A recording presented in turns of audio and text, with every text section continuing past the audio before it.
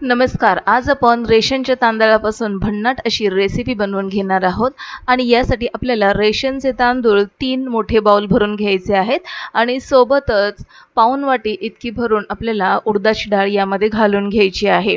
तर सर्व डाळ इथे मी घालून घेतलेली आहे आणि हा तांदूळ व्यवस्थित आपल्याला मिक्स करून घ्यायचा आहे. तांदूळ मी इथे निवडून घेतला होता. डाळ आपल्याला व्यवस्थित मिक्स करून घ्यायची आहे यामध्ये आता. आणि आता यामध्ये आपण चमचाभर थोडेसे मेथीचे दाणे घालून घेणार आहोत. यामध्ये चमच्याभर मेथीदाणे घालून हे तांदूळ व्यवस्थित धुवून घ्यायचे 2 पाण्याने आणि याला झाकून ठेवायचे 4 ते 5 तासासाठी. पुन्हा आता 4 ते 5 तासानंतर आपल्याला या तांदळाला दळून घ्यायचं आहे. मेथीदाणे घातल्यामुळे काय होतं की त्या पदार्थापासून आपण जे डोसे किंवा इडली बनवणार आहोत चविष्ट तयार होतात आणि दुसरी गोष्ट मेथीदाण्यामुळे पीठ पटापट फर्मंट होण्यास मदत होते. आणखीन पटकन होण्यासाठी यामध्ये आपल्याला वाटीभर शिजवलेला भात मिक्सरच्या भांड्यामध्ये छान असं दळून बारीक करून त्याची पेस्ट या मिश्रणामध्ये घालून घ्यायची आहे.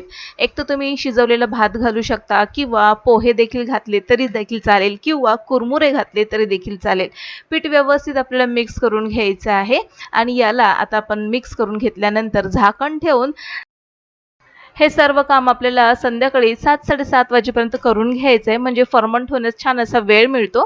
8 ते 9 तासानंतर म्हणजे सकाळी आता आपण हे पीठ पाहून घेत आहोत. तर छान असं हलकं-फुलकं जाळीदार पीठ बनवून तयार आहे. तुम्ही पाहू शकता. आता या पिठापासून तुम्ही इडली, डोसे, उत्तप्पा काहीही बनवू शकता. आता यातील मी थोडंसं पीठ एका बाउलमध्ये काढून घेणार आहे आणि तुम्ही पाहिल्याप्रमाणे आज आपण मैसूर बटन इडली बनवून घेणार आहोत. तर या पिठामध्ये थोडंसं चवीनुसार मीठ घालून घेतलेलं आहे आणि आपण पुन्हा एकदा हे मिश्रण व्यवस्थित मिक्स करून घेऊया.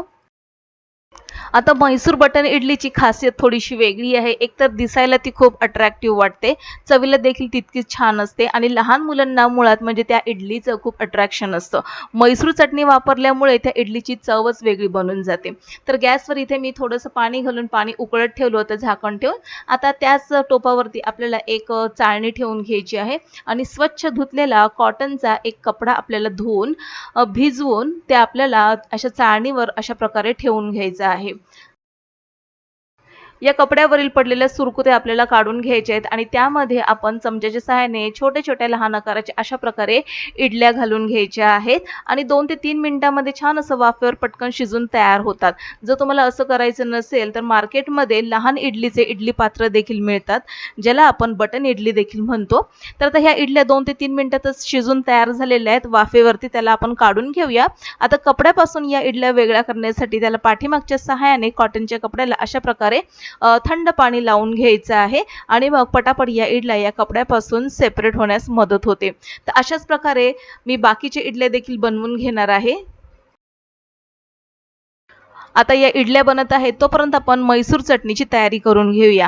एका कढईमध्ये थोडंसं चमच्याभर तेल घालून त्यामध्ये मध्यम आकाराचा कांदा आणि टोमॅटो घालून घेतलेला आहे आणि कांदा टोमॅटोला आपल्याला लालसर रंगावरती परतून घ्यायचं आहे. जितकं लालसर रंगावरती आपण याला परतून घेऊ तितकी आपल्या मैसूर चटणीला छान अशी चव येते. आता हे परतून होत आहे त्यामध्ये मी चमच्याभर उडदाची डाळ आणि चमच्याभर चणा डाळ घालून घेतलेली आहे. सोबतच 4 पाकळ्या लसूणच्या घालून घेतलेल्या आहेत, कढीपत्त्याची पानं घालून घेतलेली आहे आणि थोडीशी चिंच देखील घालून घेतलेली आहे. तुम्हाला आवडत असेल तर तुम्ही थोडासा आल्याचा तुकडा देखील घालू शकता. आता हे व्यवस्थित आपल्याला परतून घेतल्यानंतर हे मिश्रण आपल्याला मिक्सरच्या भांड्यामध्ये घालून घ्यायचे. 1 चमचाभर मिरची पावडर आणि चवीनुसार मीठ घालून पाणी घालून ही चटणी आपण तयार करून घेतलेली आहे. आता ही चटणी तुम्ही फ्रीजमध्ये आठवड्याभरासाठी स्टोअर करून ठेवू शकता. हवी तेव्हा वापरून घेऊ शकता तुम्ही. आता इतक्या या मैसूर इडली मी तयार करून घेतलेली आहे. ज्याला बटन इडली देखील म्हणतो आपण बघा खूपच छान अशा छोट्या-छोट्या इडल्या बनून तयार आहेत. कापसासारख्या हलक्या-फुलक्या बनून तयार झालेल्या आहेत. पाहू शकता आणि याच्या आकारामुळेच लहान मुलांना फार आवडतात.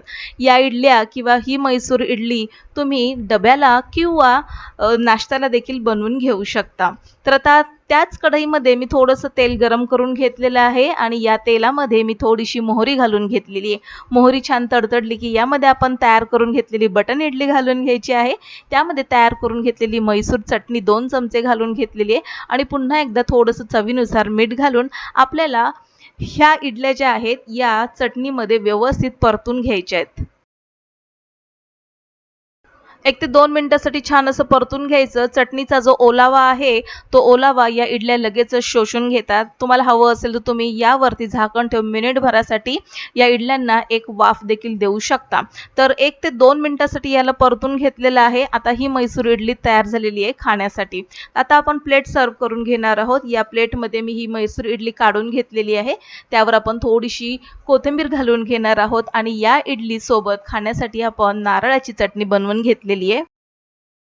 नारळाच्या चटणीचा व्हिडिओ देखील आपल्या चॅनलवर उपलब्ध आहे. तो देखील तुम्ही पाहू शकता. तर या इडल्या तुम्ही नाश्त्याला लहान मुलांच्या टिफिनला देऊन बघा. नक्कीच आवडतील. रेसिपी आवडल्यास नक्कीच लाईक करा, शेअर करा, सबस्क्राईब करून बेल आयकॉन प्रेस करा.